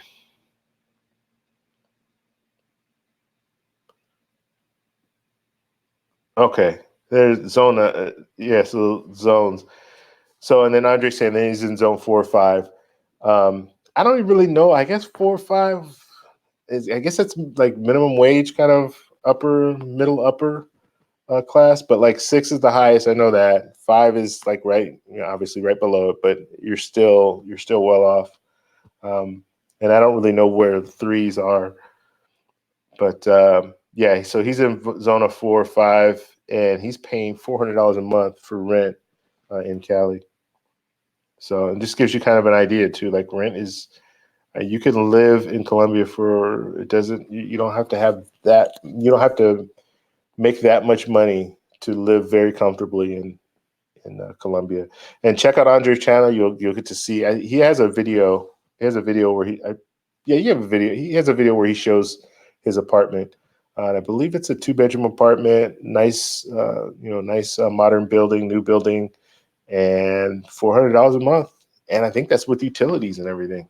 That's really good. Okay, so Andre says his girlfriend speaks better English than him. Okay, Andre, well, international Matt game 100% on 100. All right, let's go ahead and move on down here. So, any other questions, guys? Just go ahead and put them out in the chat here. All right, so we got a question here from MG Tao. I have a 755 FICO score, but got rejected for the Chase Sapphire Reserve for having opened too many credit cards in the last 2 years. Yeah, and Chase does have the 524 rule. That's an unwritten rule. That's a rule because I don't think they've even acknowledged that the rule. I don't know. I don't think that the rule's been acknowledged, but we all know that that's the rule, 524. And if you open too many accounts, then they will not let you get a card. It's like an automatic reject. So that's Chase. So my advice, if that's the case, and if you don't have an American Express Platinum or American Express Gold, then go with the American Express Platinum, go with the American Express Gold, and just work that angle. But yeah, it's unfortunate, but that's kind of the way it is with Chase. All right. Okay, so Andre, let's see. Sadly, there are some good women online, but you have to tell them openly not to waste your time if they are pros. Yeah. So, yeah, and you'll get that online. You're going to get women that want money. You're going to get women that are escorts that are on these legit sites. Like you go on Colombian Cupid and you start looking up, and I'm using Colombian Cupid, but there are a variety of different Cupids all around the world. Filipino Cupid and oh God, they're a bunch of them. They're all run by the same company, I believe, but they just have them everywhere. But yeah, you might run into women. You have to really, when you're online, you really have to search and go to the settings. Andre talks about this a lot. Go to the settings and make sure you get very, very detailed in what you're looking for. And it'll weed out a lot of these different people that are on there that are just looking for money. And so, yeah, you need to be careful, because you don't want to just jump in there and start wasting your time. Like Andre was saying, you're wasting your time because you're on there 2 weeks talking to this girl. Actually, usually the routine is you get on there, you meet a girl, and then you go to WhatsApp, and then you conversate on WhatsApp. But you spend 2 weeks on WhatsApp and then find out, I want money for this, or can I get money for that? And it just really messes everything up. So you want to know right off the bat. And like I said, when Jason gets on here, we'll be able to explain a lot of the stuff that he does in order. I'm not gonna spoil him, but a lot of the things that he does in order to keep from getting had or whatever, having people keep coming at you for money and stuff like that. Now it's going to happen. It will happen anyway. I don't care. You can do all the stuff that you want. You're still going to have people because what they'll do is they will just have a fake profile altogether. And so some of them don't even have fake profiles. It's just like pretty much they're not saying it up front on the website, but they don't have like any details. Like they're not putting any details in there. So it's pretty much any. I want a guy from 21 to 90 or something crazy like that. And you're like, what is this? So yeah, just be aware that stuff's out there, and never, ever, ever send money. Don't ever send. I don't care what it is.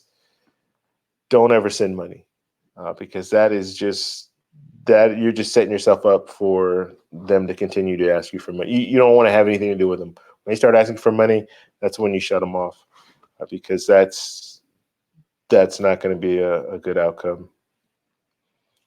Okay.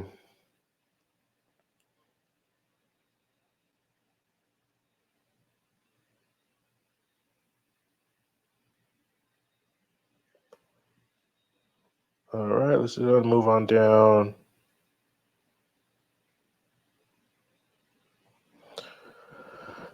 Okay, so MGTOW, I don't know what is that. I don't know. I guess we'll just call you the mentor. How's that? So he's asking, so Nika, does that mean only 5 cards in 24 months? Yes, that's what it means. 5 cards in 24 months, or 5 new accounts open in 24 months. So the easiest way to find out is just check your credit history. Get a credit report and just look at it and just count how many accounts that you've had open. Now they fall off. They're not going to all fall off at the same time. Grab my phone real quick. They're not going to fall off at the same time, but so you can see, let's say you have 5 and they didn't fall off. Like you got one that was a long, long time ago. And then let's say you got one that, what am I trying to say? You have one that'll fall off in a couple of months. Let's just put it that way. So you're at 524 and you have one that's going to fall off in a couple of months. So now you'll drop to 424. So just wait for that time because everything is outlined in your report, in your credit report. And so you'll know exactly when that date happens. And so when it happens around that time, that's when you can apply for another card. But you're only going to get one Chase card, and then you're going to have to wait again if you want to get another Chase card. So that's when it's important to start really thinking like when it comes to Chase, you have to have a strategy. You can't just jump in there because you're going to run into some problems if you go over 524. Now, what I recommend to people, if you have a business, get those Chase Ink cards. If you're a sole proprietor, you sell on eBay, you sell on Amazon, you mow lawns, you sell cupcakes, I don't know, something that you make money outside of your normal job, you can apply for an ink card. And the beauty of those ink cards, so you're at 524. Now, if you are at 524 and you apply for an ink card, for a business card, you're not going to get that card. But if you drop to 424 and you apply for an ink card, you will get the card. But the beauty of the business card is it doesn't take up a slot. So if I'm at 424 and I apply and I get the Chase Ink cash card, guess what? I'm still at 424. So if I want to get another business card, I can go ahead and get another business card. I'm still at 424. And then that 424 is not going to change and jump up to 524 until I get a personal card. Okay. So, and I'm talking about business when it comes to the Chase Ink cards. I don't know, to be honest with you. It depends on what card you're getting outside of that, but you might get another card, like another business card. It should be the same, but you might get another business card, like American Express business card, and it might count as a 524. So don't quote me on that, but I know for a fact the ink cards because I have 4 ink card, or no, I'm sorry, I have 3 ink cards and 1 United business card. Those 4 cards, those are the 4 cards that I've gotten in the last 2 years. So right now, when you look at my credit history and my credit report, it doesn't show any inquiries that are like personal credit. It's all business credit. So I don't have anything like my 524. I don't have 524. I'm like 024. So I can get business accounts if I want. Okay, and I think, let's see, yes, if you open 5 new accounts in 24 months, you will be denied by Chase, no matter your score. It's an unwritten rule. Yeah, so, and that's unfortunate, but that's just the way it goes. That's the way it is. Mentor set up 4 or 5 online meetup dates a month before. Wait, what are we saying here? Mentor sent up 4 to 5 meetup group dates a month before you go. Okay, so we're giving some advice here about about dating. Turn them to WhatsApp video. Video is a must. So yeah, and this is another thing. And Andres talked. I generally don't do this only because I don't speak Spanish fluently. It's a little uncomfortable. I've done a few, but it's a little uncomfortable. I use Google Translate a lot, so it's uncomfortable to kind of talk with someone. But um, Andre brings up a good point though. Like if you're trying to meet girls online, and so first you'll do the online profile, and then you'll go straight to WhatsApp. You try to go to WhatsApp as soon as possible. So usually my routine is I'll get on there, I'll talk to them, maybe 1 or 2 things that I'll say like, "Hi, how you doing? Everything's good, okay." And I might ask them what they do. I like to ask them what they do because that kind of tells me a lot. And if they say, "Oh, I don't work," or "I'm in school," but you're 35, because I'm looking for older women. Like I'm 35, 40 years old.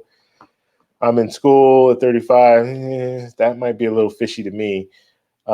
It's possible, obviously, you can go back to school and all that, but generally that's kind of a flag. I'm not going to say it's a red flag. It is a flag. It brings my attention. So I try to find out what they do. Um, uh, and then from that point you go over to WhatsApp. So usually it's only a couple of different things that I say, and then once I find out what they do, and then hey, let's talk on WhatsApp. So we go over to WhatsApp, and then from that point you can just kind of chat back and forth. The thing that I like about WhatsApp though is it's you're texting back and forth. You can do the voice speak, which I like to do. I like to do the voice speak because I'm trying to learn Spanish, so it helps me out because I'm talking in Spanish when I'm talking back and forth with them.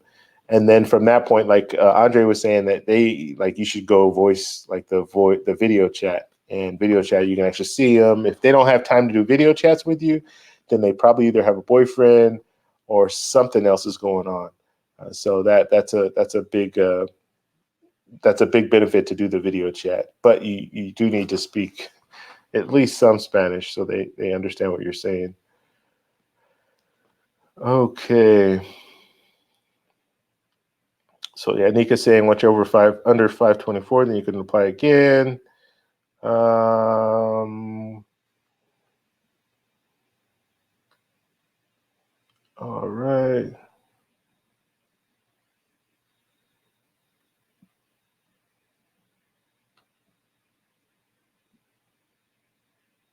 Okay, let's just move on down.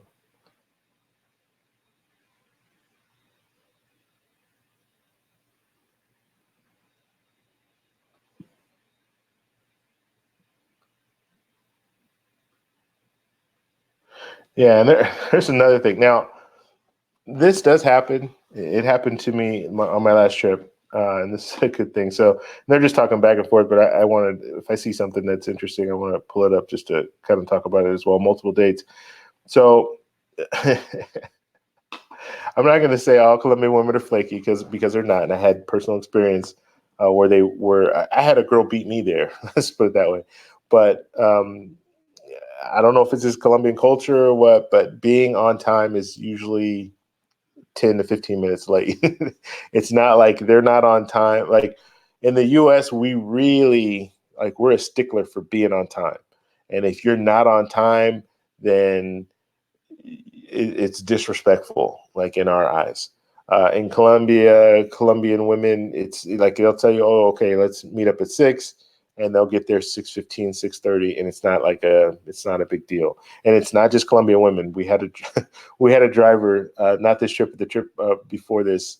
We were in El Poblado, we were in Medellin, and this guy was late. He was our driver, so like we happened to like we met him at the airport. Basically, he was driving Uber, but the thing about Uber is it's not legal. So we were at the airport, and this guy came up and started talking to us, and he spoke English fluently, and I'm like, wow, okay, this guy speaks fluent English. This is our guy right here. We're gonna use his services, whatever they are. And because he was asking us, hey, do you guys need a ride? And we were like, yeah, we need a ride. Um, and so and not always recommended. Okay, actually not recommended at all. Let me back up. I don't want to give you guys like you see all the stuff going on with security and safety and all that in other countries. Dominican Republic's catching a lot of flack right now for the different things that are going on. I would still go to Dominican Republic, by the way, but there are things going on. You do need to be aware of things. Don't just pick up a guy that says, hey, or don't just go with the guy that says, hey, yeah, you guys need a ride. Um, and he didn't say that. He actually said, do you need a taxi? But you need to be aware. And like if you are in Colombia, there's certain things that you need to look for. So, and I'm going off on a little bit, but I'll come back. But the license plates, if they're a white license plate, so if the license plate's white, that's a transportation vehicle. Those are vehicles for that are taxis or people who have driving services. If it's a yellow license plate, the yellow license plate is a personal license plate. Okay, so if someone tells you, hey, yeah, you need a ride, and then they take you to a car and you look at that license plate and it's yellow, guess what? They're not legally able to like transport you. It's against the law. So Uber is not legal there either because you have people in their personal vehicles. They're not in these transportation vehicles. So Uber is used out there frequently. A lot of people use Uber, right? Why? Because people from the US, we all know Uber. So we get out there and we want to use Uber. It's cheaper and all that. But just be aware, it is not legal. And they can get pulled over and they can get fines for driving people around as an Uber driver. Now, can that affect you? I guess potentially they could pull you in some situation where you're doing something, you're taking part in an illegal activity. But is that common? I would probably say no. But just you need to be aware. But anyway, we met this guy at the airport. He's speaking fluent English. And he was like, yeah, I drive Uber, but I can't take you guys. We were at the airport. So he was like, I can't take you guys because the taxi guys are looking at me right now. And as soon as I get in the car, they're going to call the police and they'll probably pull me over or whatever. So we got his WhatsApp number. And then later on that night, hopefully we'll be able to get everything figured out. But yeah, it's just been one of those days where everything seems to not work. I usually don't use I got these little Rode mics. I usually don't use this for that reason because it's on a battery. So when the battery runs out, I have to recharge it. The battery is not like a battery you can just replace. So I have to recharge it. And so because of that, I usually use my regular mic, but I was having issues with that mic, so I shut that one down and tried to put another one out. So anyway, yeah, it's just been one of those days.